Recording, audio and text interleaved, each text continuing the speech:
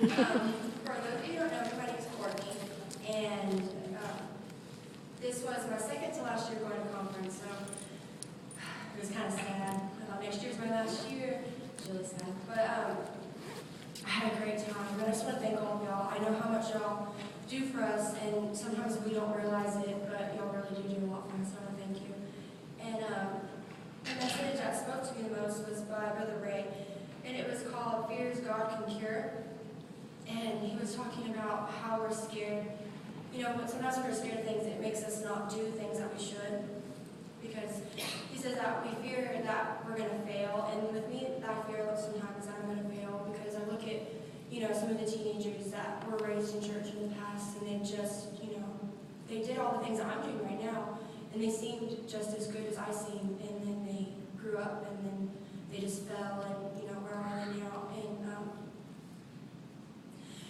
I get scared sometimes thinking, well, if they, you know, they looked like just as good as I did, you know, what makes me think that what makes me think that I can be something for God if they can't even be something for God? Right. And then I think, you know, with God all things are possible, and just because they fail doesn't mean I'm going to fail. Right. I don't want to be one of those people that pastor has to look back at and say, oh, well, they could have done this, they could have done that, but look at them. And I just want to make sure that I stay really strong for the Lord and never lose sight of what's really important. And, oh my goodness, so many fun things happened this week. Okay, well, we had this game that we had to go up and do, and they had to keep balloons from touching the floor. And, you know, they say, okay, we need 3 youth pastors to go. So we're like, go. So he goes up there, and we're just like, yeah, that's our youth pastor. And they had all the mics set up, and they had all the cords taped to the ground, and he stepped on the first step, and he fell. And everyone else is worried about if he's okay. They're all like, and all of us are just dying laughing. And he unplugged all the mics, and they had to fix them, and it was just very amazing. And hide our faces after we were done, and it was so funny. But again, I just want to thank y'all for paving the way for us to go.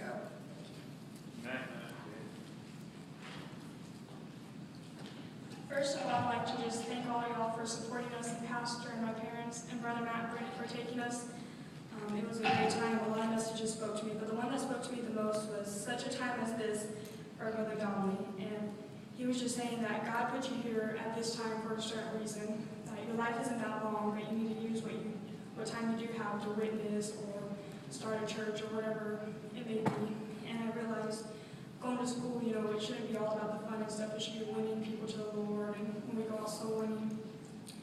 And another point he had was don't accept change. And that's true because there's so many people changing their ways and stuff, and we need to stand fast in the way we are and not change, and just realize that God put us here on this earth at this time for a certain reason, and just to do His will over here. Amen.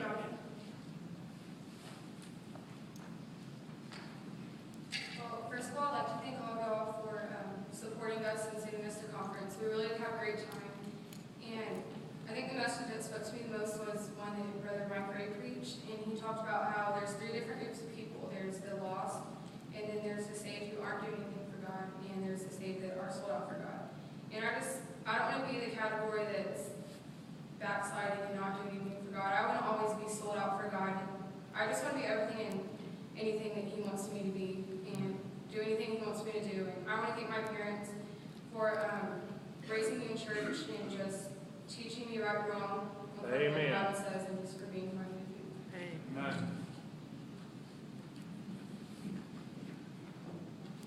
This was my first time getting to go to conference, and I had a blast. It was so much fun.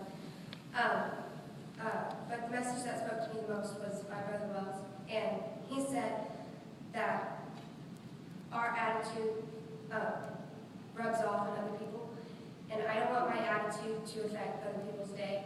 I want me to have a good attitude, so other people have a good day. Well, I just want to thank y'all for allowing me to get to go this year. Amen. First of all, thank y'all for supporting us and letting us go where that is taking us. The message that spoke to my heart the most was about discouragement by Brother Carr. And a lot of times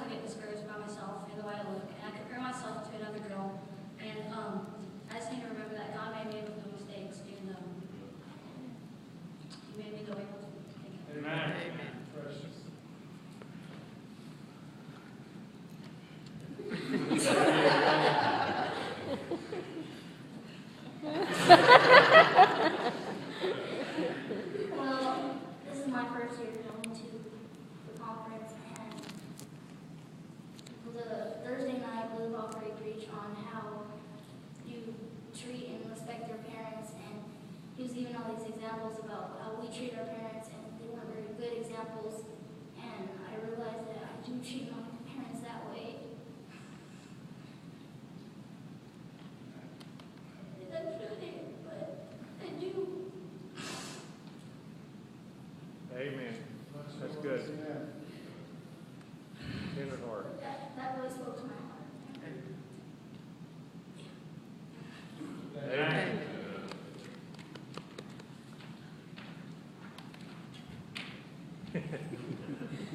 Well, this is my second year being able to go to conference because I didn't get to go last year, but I'm very grateful that I did this year. Thank you for all of y'all really helping us, Brittany, Brother Matt, for taking us and all. Well, there is like one message that really spoke to me. It was, same one point, it kind of stole my thunder. Well, it was about fears, and sometimes I'm scared that I might like say something wrong to someone or anything. So I'm like always watching what I say, and so it's also about like respecting my elders. Like sometimes I know I might go a little out of place, so I decided that like I'm not going to be so open-minded with my elders, and so I was always kind of scared, really, to talk to some people, and now I just don't want to be scared anymore.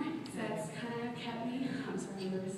It's kind of kept me from really telling people about the Lord, so I decided that I'm going to be a 24-hour Christian. Amen.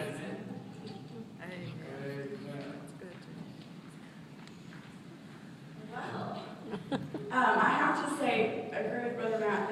This year, I've gone before at 3 other times, I think, but this year, everyone, it was like there was no I in team. Everyone was together. There were no arguments. None of the girls getting mad at one another. I mean, Courtney and Jasmine shared a bed together. That was amazing in itself. They're always good with each other, but they like to, fight each other a lot, just playing around. But it was wonderful. I had no problem with the girls. We sang on the van. We had fun on the van. I mean, we had memories of getting aggravated with Brother Matt because he didn't know where he was going. But we had a wonderful time. What spoke to me a lot, the messages, every message spoke to me a lot, but what I got from this is the bonding time with the teens.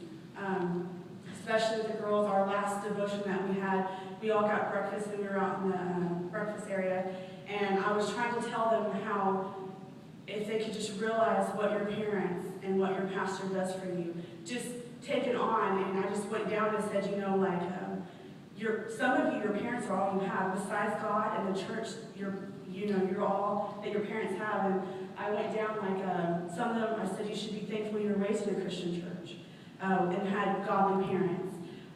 Like Jasmine is not raised in a Christian home, and her grandma does come faithfully, but her parents don't. Sometimes it can be hard. We talked about that, and I said, and then about Randy, and then, I told him about Miss Christie. She comes here faithfully, and I said, y'all don't have a dad anymore. I said, and your mom's all you have.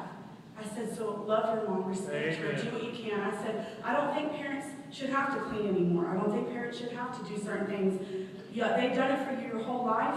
It's your turn to turn around and do what you can for your parents and let them know how much you love them. But we all really opened up to each other that one night, and I was like, and I told them how I wasn't like that with my family, and now I'm like, I don't want my mom to do this. I want to do what I can for my mom and for a church family, and how Pastor does for you, and Miss Stowe does for you, and this church family does for you. Do what you can. Don't get asked. Just pitch in. Okay, can I do this? What can I do here? Because when it comes to your turn to have children, you would want them to treat you rightly and respectfully, and remember what you've done for them, so let's start doing it now. And that just really got me with the girls. I love the bonding time with them, and I would do it every year. But that's what spoke to me the most, was just that time that we had with them to realize what we have and to never regret it and always have a joyful heart because we could be worse off.